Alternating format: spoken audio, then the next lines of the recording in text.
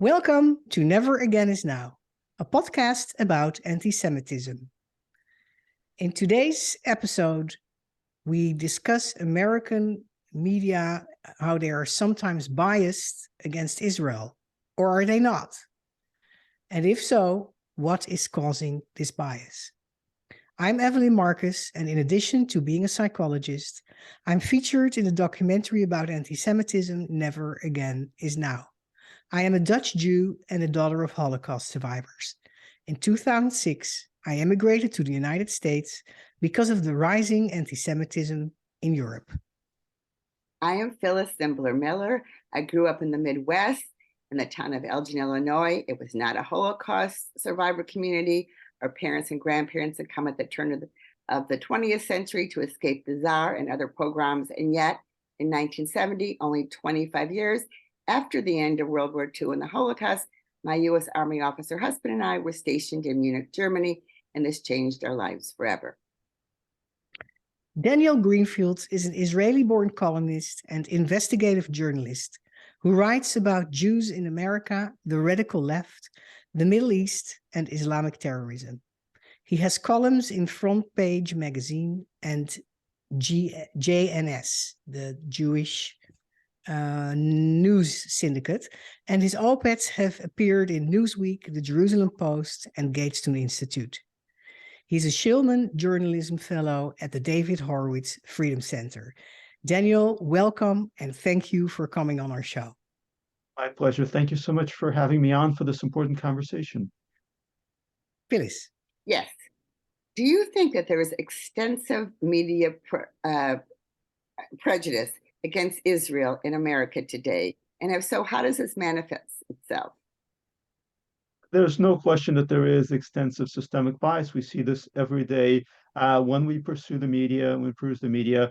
We see headlines in which it's described Israel kills 2 Palestinians when actually military or law enforcement personnel responded to the scene of a terrorist attack and took out the killers. And when Israeli civilians are killed, then of course they're described as settlers much of the time rather than human beings. It's not a woman and a child were murdered, but no, it's 2 settlers were killed. This is how you dehumanize people. It's a systemic language, one that has echoes in Nazi Germany and beyond that, where we treat certain people's lives as having worth and value and other people's lives as just being inhuman. Othering is the term that's commonly used. And the question is, where is this bias coming from? And that's something a lot of people are concerned about. It seems like a massive, faceless, systemic problem, one that we see all around us, but that we have trouble getting our hands on and understanding and digging into why it is the way it is. I just finished watching the 4th episode on anti-Semitism, 2,000 Years and High Flicks. And I thought it was very interesting about that after World War II, the media was more in favor of Jews, et cetera, in Israel, and how in the last, I don't want to, because I'm not a historian, let's say X decades, it's gotten more and more prejudice against Israel. And without talking politics in terms of left, right, is there a reason it's gotten worse than it used to be? So politics, in a way, is a factor, not necessarily in one side is to blame sort of way, but in the sense that a media has become more politicized. It's become defined by extremes of left and right. And we see anti-Semitism as being a disease of political extremism. When a society becomes divided into sharp political extremes, then anti-Semitism flourishes. Because one of the things that happens with extremism, this is, for example, something we saw during the World War II, and whether it was Nazi Germany, whether it was the Soviet Union, when you have 2 extreme polarizations, then all sorts of other collateral insanities come along with it. So the Nazis were not just into anti-Semitism, though they were into assorted eccentric philosophies. They believed that there was this master race that had come out of Asia. There was something called the Thule Society they were associated with for a while that was very much into superstition. They believed that there was this, secret race hidden in a hole inside the earth. And the Soviet Union, of course, had its own particular insanities like essentialism. We see this today. When we see an extremist movement, we see all sorts of eccentricities and bigotries that come along for the ride. Because the thing is, when you have an extreme movement, then the premise of that movement is everything to the right or the left of that movement, depending on this particular polarity, is good. Everything on the other side is wrong. There's no enemies to the left. There are no enemies to the right. There are just enemies. There's just enemies on the other side. And anti-Semitism tends to be a disease of assorted political cranks. Even the term anti-Semite was coined by Wilhelm Marr, a German anti-Semite, who created the Anti-Semite League. He originally started out on the left. He migrated to the right. And this sort of crankery is something that very much accompanies anti-Semitism. And we tend to view the media as professional, but in practice, as it becomes poisoned by ideology, it becomes less capable of checking itself, of calling out, of distancing itself from the craziness on its own side. And of course, there's always craziness on the extremes, because once you become drift to the extreme, you lose the ability to check yourself, you lose the ability to exercise any kind of decency or common sense. So that is certainly a factor, but it's not the only factor. What we're seeing is a multifaceted, I call it a systemic problem that is very serious. As the media becomes politically polarized, it is vulnerable to extremism, and anti-Semitism does come along with extremism, but there are also particular interests that are invested in creating anti-Semitism.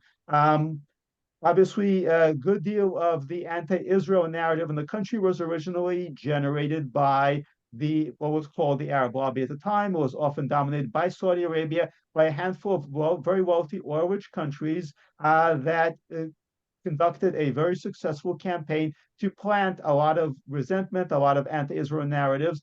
They did so by hiring, the traditional way. They hired lobbies, they hired special interest groups. They created actually a few of their own, some of which are still around today and operating in DC. They also funded university departments of Middle Eastern studies, which was probably their most successful effort, because those Middle Eastern studies departments helped generate academic backing for this sort of thing. It provided funding for various personalities, and helped make campuses quite anti-Israel, and financed some of the early student groups, anti-Israel student groups like groups, the General Union of Palestinian Students. That was the early forerunner of a lot of the campus anti-Semitism that has evolved since then. And if you look at the current campus anti-Semitism, groups like the Muslim Students Association, Students for Justice in Palestine, they have their roots in groups and some of that activism back in the 60s and the 70s. But of course, beyond that, there is also an even more sophisticated political infrastructure behind the scenes that we don't tend to see. Media bias is something we can spot by just looking at it if we actually have a particular interest in it. Student anti-Israel activism on campus, we may not always know how it works, where it comes from, but we can spot it. But there's also a more invisible systemic bias behind the scenes, and that's part of what I'm talking about today. This month, an op-ed appeared in the LA Times in which an Israeli journalist writes that, I quote, "To love Israel is to denounce it," end of quote. He writes this after Jewish settlers, quote, "performed a pogrom in a Palestinian village," end of quote. You digged into the story. What really happened in that village? And can you tell us about that? So this caught my interest because there are of course a lot of anti-Israel editorials and op-eds and just general coverage in the paper. But you're interested, why is there somebody planting just an op-ed in the paper? He's just so motivated, he's just so angry at Israel. He's denouncing this was a colonial project. He's falsely describing clashes as a pogrom. And it was interesting because he's just described as, somebody who was interested in the region. When I dug just basically into his background, he's an employee of a communications firm known as 90 West, which was founded by, the usual collection of local political interests in the United States. And he's specifically apparently being paid to write op-eds for this communications firm, which also has an interest in Israel. So this was kind of a look at how the sausage gets made. You come to the restaurant, you see the food on your plate. You don't see what goes on in the kitchen. You don't see in the production level how it's actually produced. The waiter brings it out to you and it looks very nice. This is what happens with the media. The media brings this editorial to you. You agree with it, you don't agree with it, but it looks very nice as you're seeing it. It's there presented on the plate very neatly. As a journalist, part of my job is actually trying to understand how the sausage gets made and how it's produced. And one of the stories really most people do not still understand or realize is how much of the media is actually produced outside the media. The media has been steadily losing money. We've seen thousands and tens of thousands of job cuts. More are coming. The media is basically an unsustainable, financially unsustainable as an operation. It's in many cases being sustained by major donors, by billionaires like the owner of the LA Times who just want to take it over and run it for their own prestige. But a lot of the content is no longer really being originally produced. It's being produced elsewhere. One of the more graphic examples of that is probably the biggest media story. And I don't want to get too far off topic. If I'm getting too far off topic, stop me. But this does actually relate to Israel and the Middle East, which is the story of Jamal Khashoggi. Pretty much everybody has heard about him. What people have not heard, or people have tended not to hear in the media, is that Jamal Khashoggi was working for the Qatar Foundation, which is the state sponsor of Hamas and a number of other terrorist groups. And his op-eds were actually being written, his columns were being written by the Qatar Foundation, more or less. And they were being presented as the work of this reformer. They were being planted in the Washington Post. And of course, once he was killed, there was this hue and cry, they killed a journalist. Now, without taking any positions on Khashoggi's death, all the internal politics, what we're actually seeing were stories produced by a state. The Qatar Foundation is the royal family of Qatar, that was being produced and planted to Americans to make it seem like this was an organic op-ed. Now, this happens a whole lot. It's not just the Khashoggi case. We actually see this all around us. It is generally not identified. The Washington Post never properly acknowledged that Khashoggi was being produced in Qatar. They have not in this case, in the LA Times case that we're discussing, I've reached out to the LA Times editors. They never got back to me. I reached out to Mr. Ziv, who actually wrote the op-ed attacking Israel. They never got back to me, which is itself is damning, because if the answer is this was not done at the behest of a comms firm, this was not done at the behest of 90 West, and it was not done at the behest of one of their clients, then the answer should just be no. The fact that there was never a no is itself indicative, and it's revealing. Now, there are a lot of these communications firms operating in American politics. They're actually kind of a political cancer. So much of the news that we see, so much of the attacks, so much of what goes on in the media is actually the result of these communications firms. Many of them are staffed by themselves, former journalists, or even in some cases, current journalists. They're interfaced with political interests, and what they basically are political hitmen. You hire them, they produce materials that are meant to support whoever you want to support, or destroy, more often, whoever you want to destroy. And they've really defined the last 5 to 10 years in American politics. Much of the stuff that we saw in the Obama, the Trump, the Biden administration is actually coming out of these comms firms. And in this case, it was very interesting to see the op-ed that appeared to be organic, appeared to be one man's outrage at Israel, somehow actually being linked back to a comms firm. We know that there are communications firms that have been key in the attacks on Israel. And we know that there are also Israeli comms firms that have been playing their own role. And it's this kind of shadow war. During the Cold War, we were told there was the shadow war going on in the background that we didn't often see, which was the case. There's still a shadow war going on, and it's a shadow war that's composed of the reality that politics is a new Cold War, that influencing public opinion, especially with the internet, is very, very easy, and that the people who are able to do this, who can make stories go viral, who can make narratives spread, who can make their agenda into the one that most people accept unthinkingly, they're the ones who make millions and billions of dollars, and they can shape our political scandals. Anyway, not to get too far afield. In this case, I just wanted to say something. I recently read, I'm not sure it's Finland, so don't quote me, but a country that's done really well at educating its young people about how to decipher news and take it apart and look below it, which I really applaud, because I think that Americans have no idea how to do that. That especially older people like myself, and I was a print journalist, we would never have published press releases in those days, but the economics were different. Newspapers made enough money on their own that they didn't have to get free labor by getting these press releases. But those of us who are older, we grew up believing newspapers, and now we have to learn, we have to unlearn our belief. And that's also a total shift in public opinion that needs to be addressed. Yeah, polls show that the rate of public trust in media has dropped sharply. And the media, as you kind of hinted at, has become economically unviable because back then you could actually make money from Right. subscriptions and from advertising. Yes. Advertising revenue has been destroyed by the internet. Yes. Subscriptions are still tentative, but one of the things that has happened is that local news has become national news, and the people who are subscribing, they tend to subscribe to national scale papers like the New York Times or the Washington Post, or you might fund conservative outlets that are national, but you tend not to fund local news outlets, which means that people increasingly are not getting local news, they're getting national news. And even the LA Times we're now discussing, in theory, it's a local paper. In practice, we're discussing an attack on Israel in the LA Times. So everything is national, international, and it's centralized, which is a major problem.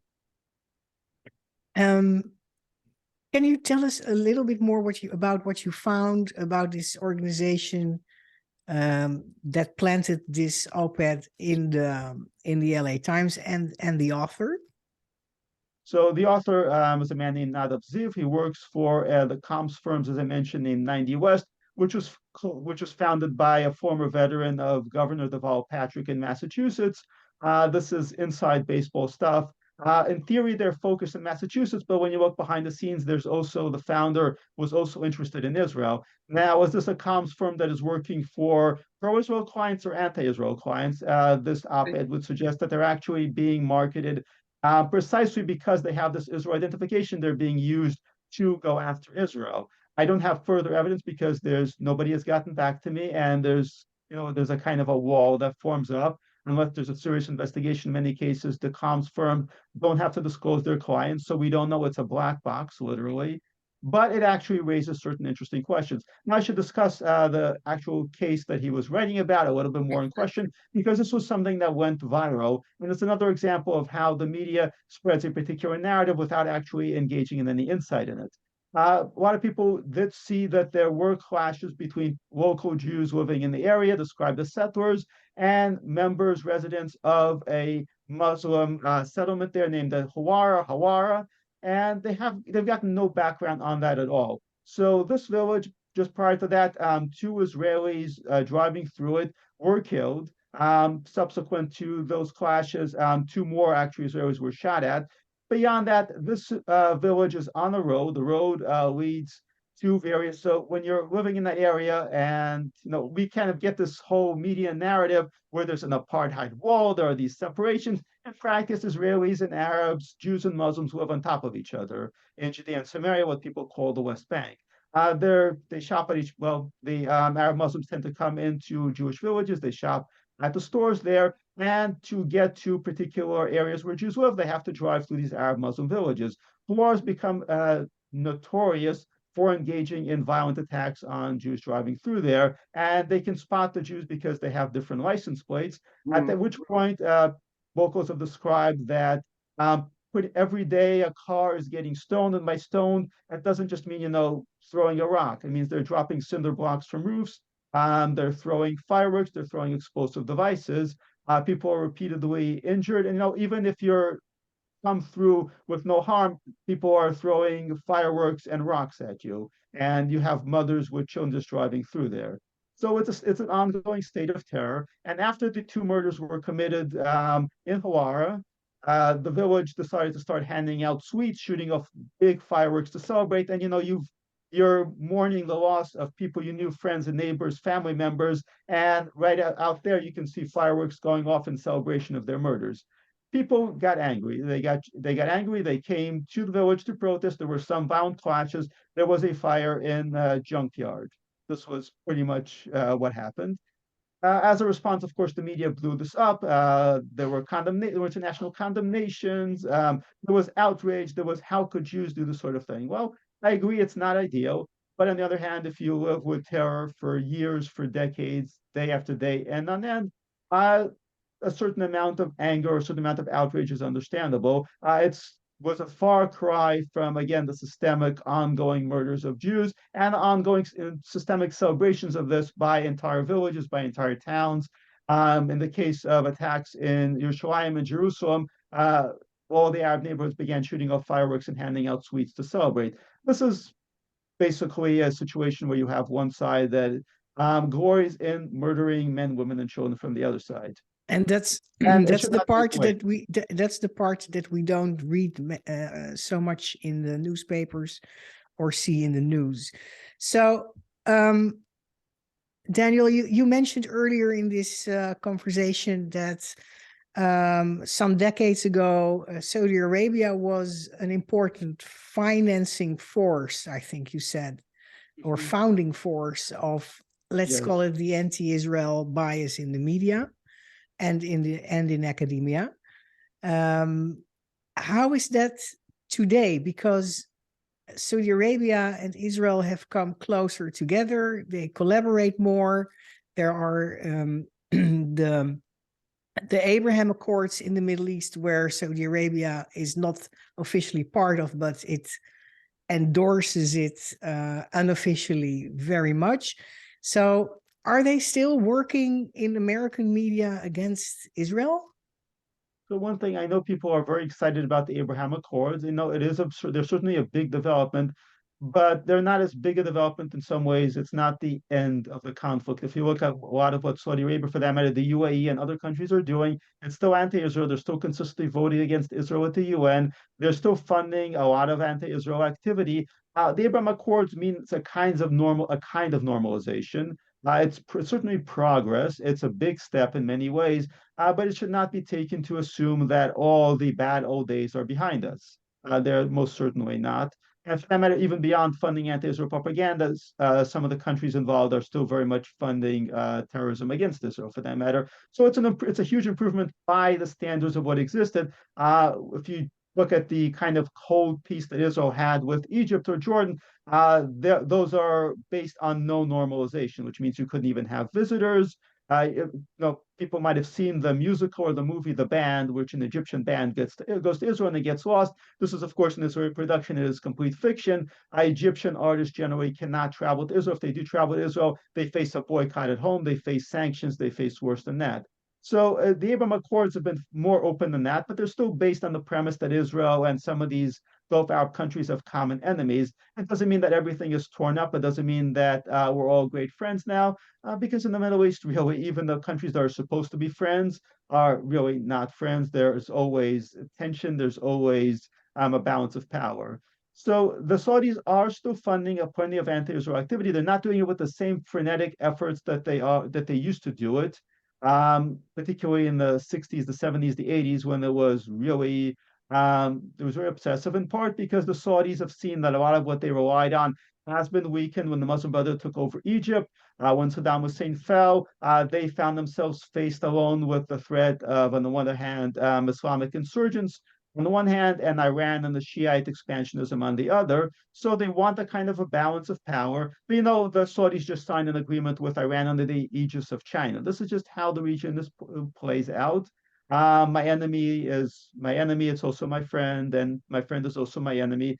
This is just a new normal, and people should not read too much into it. I say this because there's been a lot of enthusiasm. They love us finally. We're best friends. Well, No. things are better. I wanted to go back to something about the news as we're sitting here. A thought occurred to me. In the old days, in the 70s, there was a news conference. You only had so many pages in your newspaper based on how much advertising you sold. And there was a news conference, which articles got to be included in the newspaper, what was on the first page, what was on page 7. Now, because of the way news is updated all day long on the internet, even on, I get the Wall Street Journal in print, but I also check during the day online. There's a lot more pipeline to fill. Still, I find that American news media proportionally gives much more information about Israel. Like, really, it's one small country. Why don't you write about other countries? But there's this obsession with Israeli news. And I think that that's connected to what Evelyn and I frequently talk about with our guests, anti-Semitism. It's like this need to say negative things about Jews. Do you want to talk about that a little bit? Absolutely. So just a brief technical point, one of the big changes has been Chartbeat, which means that they can tell in real time what stories are performing, what stories are not. If a story is performing, they can produce more stories on that same topic and on that same style. So there's a number of reasons that Israel stories perform, and anti-Semitism is obviously one of them. If you are an anti-Semite and you hate Israel, you look for stories that reinforce that. There's not that much of a market for Macedonian stories, for anti-Macedonian stories, or anti-Albanian stories, or anti-Thailand stories. So it's not that much of a market. There is definitely a market for anti-Semitism. There's a market for anti-Israel stories. And there's also a whole class of journalists who focus on being correspondents in the Middle East. And this is a vicious circle because they began sending these people to cover the conflict. And in some cases, they helped finance the conflict. They help make it more fiery. They found stories, they found ways to, for example, you had cases where correspondents in these 80s would actually go out and pay Arab little boys to throw rocks at Israeli tanks. They would get these great photos, these great stories. Yes, this happened. Also, keep in mind when it comes to the photojournalists, a lot of those people are local stringers anyway. So they're producing the pictures. It's like, Hearst's famous line about the Spanish-American War. You give me the pictures and I'll give you the war. And when that was said to Frederick Remington, who was better known as being a Western sculptor, all these rearing horses. But this is still very much the reality. So the more you cover the story, the more, of course, they find explosive materials. And of course, the terrorists know that the more materials they provide for the journalists, the more they'll cover them. And so it's a vicious cycle that just keeps amping up, amping up, amping up. There's really no way to diffuse it because the media makes money from that kind of coverage. The terrorists make money from that kind of coverage. They gain publicity, they gain airtime. And it feeds itself. A lot of the correspondents are very much intertwined with these terrorist groups, whether formally or informally. Some of the local stringers certainly are attached to the PFOP, Hamas, or other terrorist groups. The American, European journalists are not obviously members of terrorist groups, but they have context there. They know when something is going to happen, and they're there, of course, to cover it right away. And they're given the story, they're given exclusives in exchange for promoting the terrorist groups.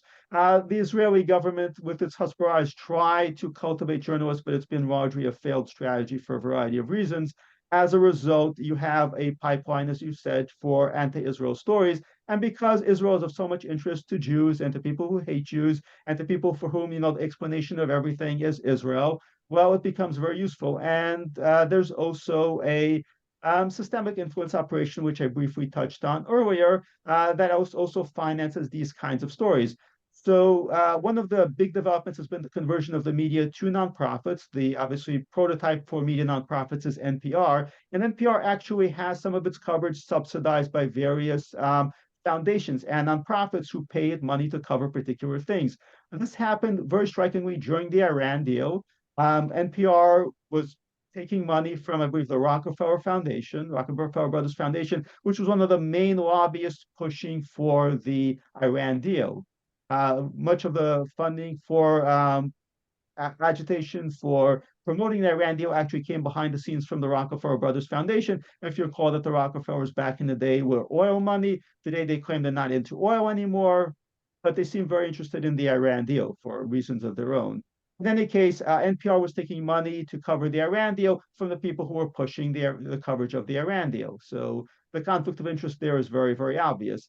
The media bias is bad enough now, but as the media converts to a nonprofit operation, it means they're going to be explicitly covering material in exchange for contribution from donors, which is what nonprofits already do. You want money from us, you want money from the Ford Foundation, the Rockefeller Foundation, the George Soros Open Society Foundations, or any other foundation, the Koch brothers. Well, you provide coverage that they're interested in. You show your impact. And the media is going to be on the route to just becoming an operation providing, impact for donors, and those donors have political agendas. A lot of those agendas are anti-Israel, like the Rockefeller brothers.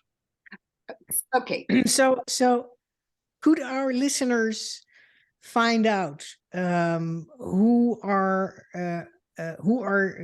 financing the particular newspaper or media outlet they listen to when it's when they want to find out where does the financial bias come from?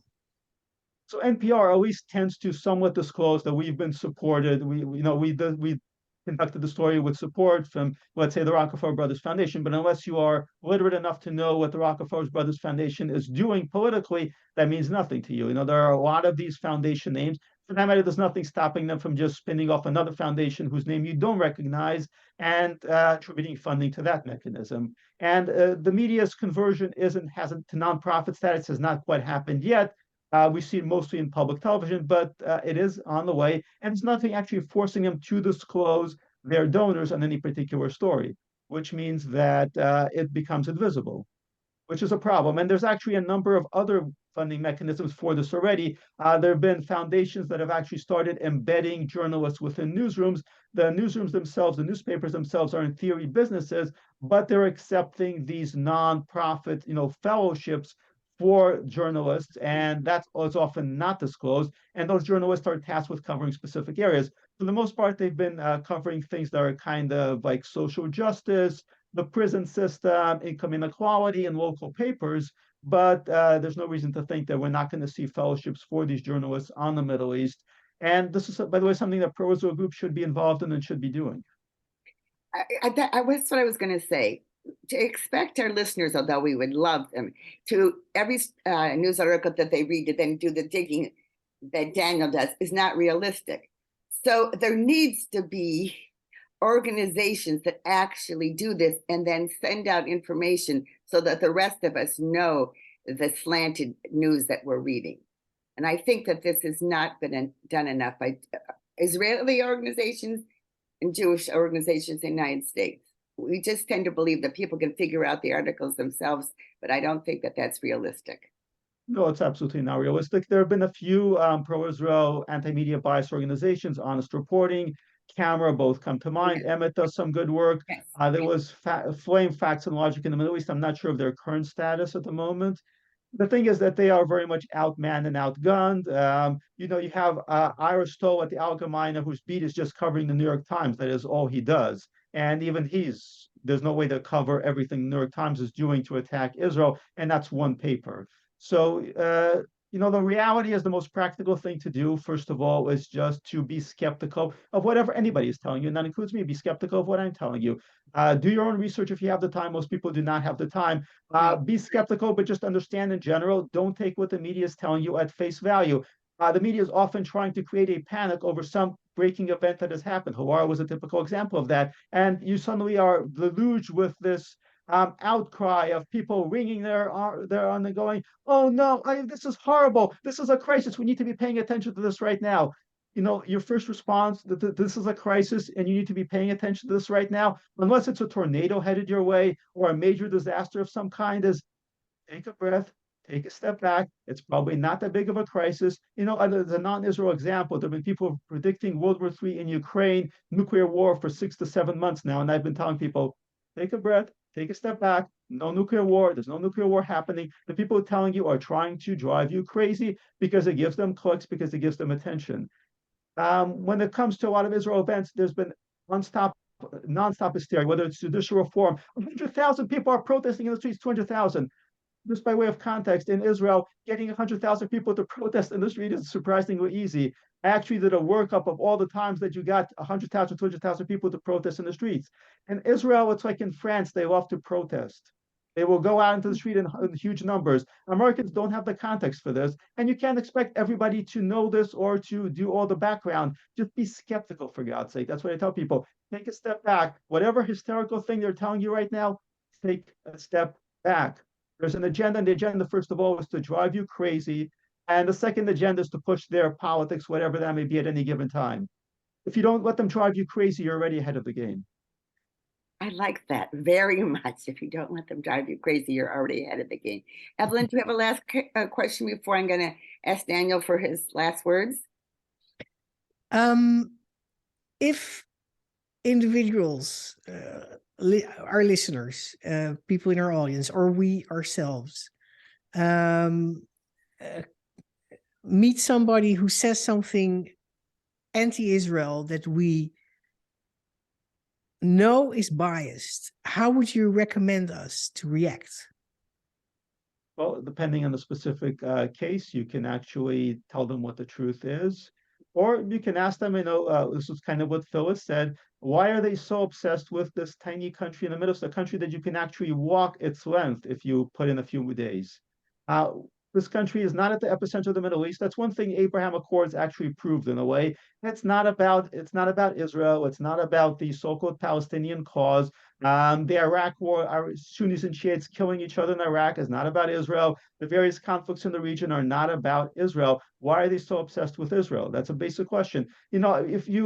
Whenever you face any kind of bigotry, including anti-Semitism, and you can play defense all the time. Well, Jews steal. Well, I don't, I'm a Jew and I don't steal, but that Jew steals. Well, that Jew is not typical of Jews. Well, I can find all these cases of Jews stealing. This is how bigotry, how bias works. If you keep playing defense on that, you lose, and all you're doing is giving them a chance to keep attacking you. You Yes. turn the tables on them. You ask them, why are you so obsessed with this? Okay.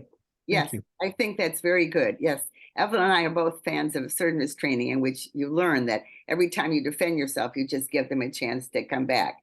So, do you have any last words or that you would like to say, Daniel? And that will thank you for coming on the show. Surveys show that trust in the media is at a record low. Nonetheless, people still get their news from the media, and that's a mistake, frankly. If you know somebody is untrustworthy, why do you keep coming back to them? It's like the person who keeps lending money to their brother-in-law. The brother-in-law never pays them back, but okay, well, here's another $1,000. This is what people do when they continue to listen to the media. Okay, So I'm going to challenge you to answer something in 2 sentences since we're coming to the end. Where should people get their news then? First of all, the premise that people actually do need to get their news. Do we actually need to be plugged into an international news cycle all the time? I'm sorry, this is going to be more than 2 sentences. You go back 200 years, people were not constantly getting the international news. As Jews, we should care about what goes on in Israel, but at the same time, we don't need to get every single breaking report. We have this reflex. We get out our phones, we tap our phones. What's the latest news? It's in a way unhealthy. Studies repeatedly show it is driving people crazy. It is making people emotionally wrought. It makes them feel like the world is getting worse and that everything is spinning out of control. Don't be plugged into the news cycle. Don't live in the Skinner box. Don't let it drive you crazy. What helps me in that respect is reading weekly reviews. That already makes a big difference from daily news. Whatever, it's like dieting, news diet. You make it manageable, you break it down. You're not plugged into this by the second update. I think that's very good news, especially since that by the second update changes in the next second. And so if you miss the next second, you've already got the different slant, etc. So remember the story we told you last week? It's completely wrong. Ignore it. Exactly. So I think what our listeners should take away from this very important talk is it is on you individually to be responsible before you repeat what you've just read, just heard. To really, if you're going to repeat news, you better find out for sure if it's true. So better you don't spend your time repeating things and spend your time learning more about what's behind it. That's just how I'm wrapping this up, because I think it is true that we need to spend more time understanding and not basically saying, did you hear, did you hear, did you hear, and spreading that misinformation even more. So Daniel, thank you so much for coming on. Our listeners for listening. Those of you who haven't yet seen Evelyn's compelling documentary, Never Again Is Now, you can see it on Amazon and YouTube. You can learn more about my nonfiction Holocaust play, thinedgeofthewedge.com. It's totally nonfiction based on testimonies of survivors and saviors. And as we end every show, we say, please, without putting yourself in physical harm, speak up against anti-Semitism and all hate.